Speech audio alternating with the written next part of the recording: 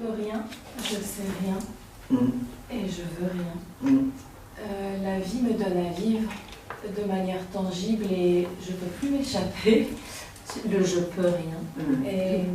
Et néanmoins, je reste dans, je crois que j'ai quelque chose à créer. Ça ne peut plus venir de là d'où ça venait avant. Enfin, il y a quelque chose une autre direction. Oui, c'est ça. Ouais. Mais y compris dans le concret. C'est ça qui me... Tout à fait. Et on est des êtres incarnés, donc nous avons besoin que ce soit très concret. Sinon, ce que des histoires intellectuelles, intello-spirituelles, et ça ne marche pas. Si cette spiritualité, si cette conscience ne peut pas descendre dans ton corps, dans ton cœur, dans ta vie, dans tes décisions, dans ton rapport à l'autre, ça vaut rien. Ça vaut pas cher. Parce que une belle spiritualité, même, tu vois, s'éveiller à qui nous sommes, hein, il y a beaucoup de gens qui courent après l'éveil, et je dirais, oui, pourquoi pas? Oui, c'est chouette. Mais si c'est pour se déconnecter du vivant, ça ne marche pas. On ne veut pas se quitter, on veut se rencontrer, mais au quotidien. On veut justement que tout ce que tu fais, ce que tu dis, ce que tu vis, que ça parte d'un espace plus vaste. Cet espace ouvert dont on parlait tout à l'heure, plutôt que le petit truc fermé qui a peur et qui essaie d'organiser, de tricoter des trucs parce que c'est comme ça que ça lui plaît. Je suis contente de voir que ça, c'est plus possible chez toi. Yes. Alors, il y a un temps où on est dans cette petite et étriquée volonté personnelle. Et quand ça s'ouvre à quelque chose de plus vaste, la volonté, elle est en même temps impersonnelle et personnelle. Elle a les deux. Ça, c'est dur. Ouais. Et là, on ne sait jamais à quoi s'attendre. Parce qu'il y a un ingrédient absolument incontrôlable qui se mêle de la partie et qui fait que tu ne peux plus contrôler. Le petit jeu peut juste, et c'est bien qu'il le fasse, peut juste demander. J'aimerais bien, par exemple, retrouver la santé, ou retrouver un emploi, ou améliorer telle relation. Donc, je demande, je souhaite, mais j'exige. Ça ne marche pas. Ça, c'est le petit jeu. Il n'y a aucun droit d'exiger quoi que ce soit. Et là, quand il y a cet ingrédient impersonnel, c'est tu peux demander ce que tu veux, mais ça va arriver si c'est bien pour l'ensemble de tout ton toi. Petit ego, cœur, mental, corps, toi, ça a une vision beaucoup plus holistique, d'une part, et en même temps, ça tient compte de toutes les personnes qui t'entourent, ta famille, tes proches, mais aussi tous les Français, tous les humains. Donc, ah ben oui, il y a des facteurs dont ça tient compte, qui fait que oui, on vit dans une société qui est en train d'évoluer grandement, pour ne pas dire dangereusement, et qui fait qu'on est porté à faire des choix en regard de quelque chose de très, très, très vaste, mais aussi on vit en France, on vit dans une famille et tu es toi. Donc, il y a différents niveaux d'intervention et là, on ne peut plus jouer notre petit truc seul.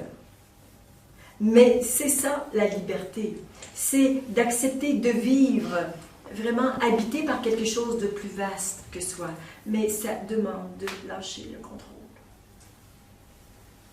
Ça demande de lâcher le contrôle. De s'abandonner. Mais de s'abandonner, ça ne veut pas dire d'être rien. Au contraire, quand on a suffisamment vécu, tu vois, cette phase d'ouverture et d'abandon où je lâche les trucs et je me déshabille et je me dénude et je me libère de tous mes trucs, de mes croyances, de mon savoir. Bon, tu vois, et quand je me suis suffisamment dépouillée, il y a quelque chose qui renaît, mais de beaucoup plus vaste, qui est complètement personnel. Ce que toi, tu vas faire, il y a juste toi qui peux le faire, et d'une manière très personnelle. Tout le monde peut peindre des tableaux, mais chacun a une manière particulière. On veut que chacun, de retrouver le parfum de l'âme de chacun dans tout ce que je dis. Je ne peux pas ressembler à personne. Ça ne marche pas. Ce n'est pas satisfaisant, ça. D'essayer de ressembler à une personne qui est spirituelle ou qui a réussi ci ou ça. Ouais. L'invitation particulièrement ce soir, c'est vraiment de juste aller au cœur de vous-même, chercher l'inspiration. Est-ce qu'on va à certains moments trembler d'effroi? Oui. Tu es prévenu. Ouais. Et c'est tant mieux. Plus on avance sur ce chemin, évidemment, ce qui arrive, c'est que on a de moins en moins de contrôle, mais plus on est d'accord de lâcher son pouvoir. On a quelque chose qui est beaucoup plus vaste, beaucoup, beaucoup plus vaste comme pouvoir. Mais il n'appartient plus à une petite entité étriquée. C'est magnifique. C'est un passage un peu inconfortable. Ouais. Ouais. Moi, je vois ses yeux, elle est tout à fait d'accord avec le mot inconfortable. Ben oui. Ouais. Parce qu'on voudrait bien une direction, mais... On voudrait une direction, et puis que finalement, cette direction, elle arrive à chaque instant. Tu ne sais pas avec quoi tu vas te réveiller demain matin. Et moi non plus. Dans quel état nous allons être? Complètement ouverts, éveillés, ou complètement catastrophés, dépressifs? J'en sais rien. J'en sais rien.